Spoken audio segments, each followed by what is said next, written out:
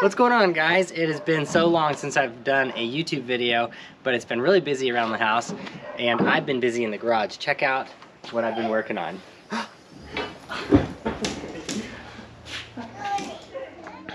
All right, so here it is, the pop-up flatbed camper, all built here in this very garage.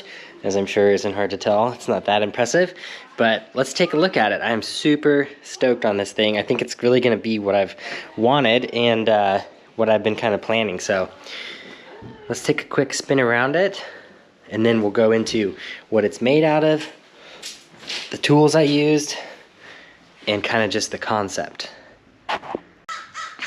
So if you've been following me for a while, you know that I sleep in the back of my camper shell on my short bed Tacoma. That means I gotta sleep sideways in there. Works awesome for a single person on a trip just by yourself, but I'm always hoping to bring someone else with me, one of my brothers, my family, my wife. I have 2 kids, so ultimately it's just like way too small for that, and I love sleeping in the hard shell because a lot of the trips that I want to do are just so last minute. I'm a terrible planner, so I'm always like, oh, I can go tomorrow, I could go. Anyways, not reserving campsites, not really looking ahead, and just want to show up and have a really comfortable place to sleep. So keep that in mind as I show you kind of the rest of this camper build, and you might be like, dang, that's pretty small. Well, the truck that I have is really small. I'm always joking that the first gen Tacomas are basically like toy sized trucks. They are tiny. You could achieve a similar amount of square space with this whole camper build, probably in like an 8-foot bed of like a full-size Ford or Dodge or whatever. You're gonna have similar like space, except for the pop-up, of course. Keeping that in mind, I wanted to make a camper that took advantage of the first gen Tacoma's smaller size, which is awesome on narrow roads, on trails, through the woods, off-roading. It's awesome to have that smaller size truck. So I didn't want to make a camper that was going to be really big in comparison to the truck just to get extra living space. I also knew that adding a ton of weight to the first gen Tacoma is a bad idea too. So I'm actually already re-geared to 488s. I have a brand new transmission in the truck, and I've got a whole new cooling system and an auxiliary trans cooler. So I'm ready for a little extra weight. But I think it's also worth noting that the new flatbed setup probably weighs a little more than, you're probably saying probably, it does weigh a little more than the standard truck bed, but the bumper that I'm using is about 100 pounds less than the old setup. So there's some trade-off there. And then also the roof rack that's on top of my truck, I may or may not use. That's about 45 pounds.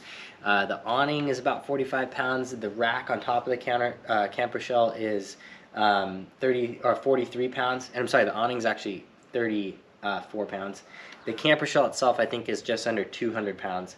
So I've got a lot of weight to play with. Like, I think I'm gonna be kind of close. Oh, and the giant skid plate, that's 115 pounds. So if I remove the rack, the skid plate, that lighter bumper, I can shave off a couple 100 pounds from my old setup to give me a little more space for this one. So weight-wise, I think we're gonna be in a good spot. All right, so keeping the size of the truck in mind, I wanted to make this camper solely focused on making basically like a little hotel room that fits on the back of my truck. So it's just mainly gonna be a really, really comfortable bed to sleep in, have like a little bit of storage for your clothes and bedding and all that kind of stuff, and then have lighting inside and like just make it like, basically, it could be snowing, it could be hailing, it could be 10 degrees out, it could be super hot out. You can climb in here and know that you're going into just like a really, really comfortable environment, whatever place you may be. So I plan on doing some lighting in there. It's gonna be all wood paneled inside, kind of like a really nice teardrop trailer that's really small and fits on the back of your truck and can sleep 4 people. So I think you got an idea of why I'm building it. Now let me show you kind of some of the dimensions and what I built it out of. Okay, let's go over a couple dimensions. So the top is nearly 10 feet long. I think it's 4 inches short of 10 feet. And that's mostly because you can get that's like the max length of material that you can get for a lot of these things. So this dye bond comes in 5 by 10 sheets. So I wanted to utilize the full sheet. Couldn't do like 10 and a half, can't do 11, can't do anything more than 10, so I made this frame slightly less than 10 in case that I made a mistake cutting this. It gave me a couple inches. So I think this is 9 feet and 8 inches long. in total. The base at the bottom, without the curvature, is 6 feet and 4 inches, and that matches perfectly with the length of my flatbed. If you follow the curve up, it's about a 20-degree angle back right here. And this slope comes back, and now we're at 6 feet 9 inches, I believe, on the outside. So it gives you just a tiny bit more space in there, or actually quite a bit more space in there, especially if you're someone who's taller than 6 feet. You don't want your feet to be up against the wall without being able to kind of push them forward. And I plan to basically sleep with my head back here and be able to kind of lean up against this. Like if I'm watching something, maybe I'll put like a iPad in there and stuff like that. Basically just hang out against this wall. That little bit more space really adds to the overall spaciousness of this, and it doesn't take away from the off-road capability because it's so high up above the ground. Okay, so we know it's 6'4" at the base, 6'9" at this corner, and then it goes up, and then from the bottom to the top of the ceiling is about 39 inches. I think 39 or just over 39 inches. And that was kind of the magic number so that I could sit on my butt on the floor and I could straighten my back and my head would not touch the ceiling. So that was important for me. I didn't want to have to kind of feel like I was cramped in there at all. Once the interior paneling is in on both sides, you get about 65 inches of width side to side. So that's really close. Basically, this whole base is super close to a queen-size bed. So 2 people are going to be able to sleep down here really comfortably, and that was really important for me for this camper build. The other part is going to be up here, and this extends about 3 feet over the cab.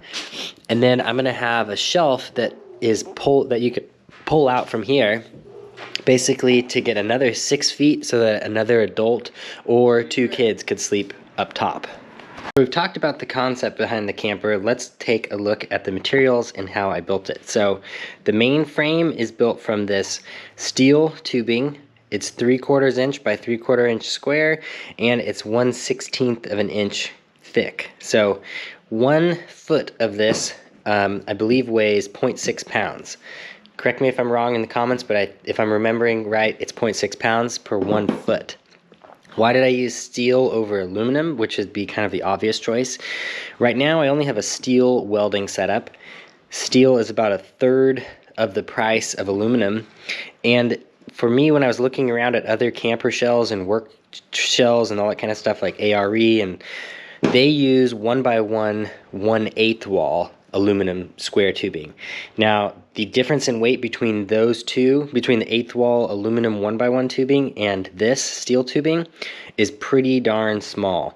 The aluminum is lighter, and it could be just as strong if done correctly, but welded steel is super strong, and it's also holds up to like bending and repeated flexing and that kind of stuff better than aluminum. At least that was kind of why I convinced myself to go this. Main reason was it's way cheaper, and I'm able to work with it, and I'm familiar working with it. So this makes up the frame. The whole frame made out of this, I think, weighed 120 pounds. So not very bad for the whole frame. Now I added on the top for the lid, this portion, and then the portion it rests on is 1 inch by 2 inch square rectangle tubing with a 1/16 wall. I did this because I wanted the strength as it reaches out over the cab, and it gives it's just a nice material to work with. It flows well, easy to use. So that's the second metal I used. And then for the insulation, and then for the walls, I'm using something called dye bond sheeting. This is really common in the sign making industry. You'll see this used for like a park sign or a building sign or whatever. It's basically really thin aluminum on both sides of a I want to say polycarbonate, but I think it's polyurethane. It comes in a ton of different colors, but white is the cheapest. It's also most reflective for heat, which is nice for the roof. And it's coated on both sides with this really nice kind of vinyl wrap that you don't have to remove until you're done. So that's really nice for painting and working around. It also makes your surface super nice until you're ready to pull it off. So that's kind of cool. This stuff is really neat. It's very rigid. for the weight. An entire 4x8 sheet of this stuff weighs about 27 pounds. I weighed it here on the bathroom scale, and that's really light and very rigid, and actually pretty affordable. I got each sheet of this for $80, I think, which is basically cheaper than plywood in today's market. So very cool stuff. And for the weight, the equivalent aluminum and the equivalent aluminum sheeting, which I think is like a 1/16 of an inch or less for the same weight, this is a lot more rigid. So kind of cool stuff. And then to make like the cuts in it, to make these angles, what I had to do was basically use an angle grinder by hand and score it just through, not popping through the aluminum, and that allow you to fold it and bend it without breaking it.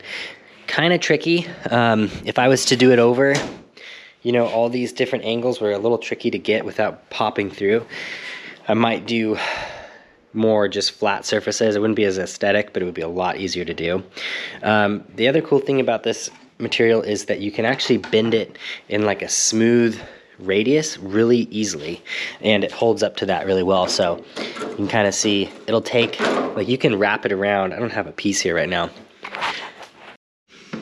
Anyways, you can wrap this stuff around. I guess I threw away the piece where I had folded it, but it'll bend really nicely in a smooth round curve. So if you're building something with it that's going to have nice smooth curves, this stuff is awesome. You don't have to do anything. You can just roll it. Okay, so that's what's on the outside. The next layer is going to be 1 inch of Corning's or Owens Corning pink foam. This is solid insulation. I think it's called XPS foam. It's extremely dense. So you can stand on this with a wide footprint and it won't really dent it. It's different than the foam you see, like I think it's called like styrofoam, that's all breaking apart and foam and falls apart. This stuff is really, really, really durable. So that's what I'm using for the insulation in the walls. I wanted it to insulate it, keep it warm, keep it cool. It's also mold resistant and will also just give like a nice thick denseness to the walls. So that's the next layer. And then the third layer in our sandwich is a 1/4 inch piece of plywood, which is birch. And that stuff only weighs 14 pounds for an entire sheet, 4x8 sheet. And this is what basically the walls are made of. It's about 1.25 inches of wall, which should be a nice thermal barrier. And because the tubing is 3/4 of an inch, you got that nice gap. You're not going to have the transfer of heat from the wall to the tube to the inside, making condensation. So it's going to be a little gap I can fill with foam, but that is basically my own homemade sandwich board for the camper. Okay, so attaching the walls to the welded frame, I used 3M VHB tape, and I think I probably have a picture of the exact tape that I ordered. It is not cheap, but it is incredibly strong. So this is a piece of that 3/4 inch tubing. I just cleaned this off, nothing crazy, just took the back off, slapped this guy on with tape. It's been on there for over a week, so it's fully cured. And this guy is like impossible to remove with like a direct pull. Let's look at the kettlebell experiment with a 70-pound kettlebell. 32 kilograms. This guy taped onto the bottom, free floating. Let's see what happens when we remove the block.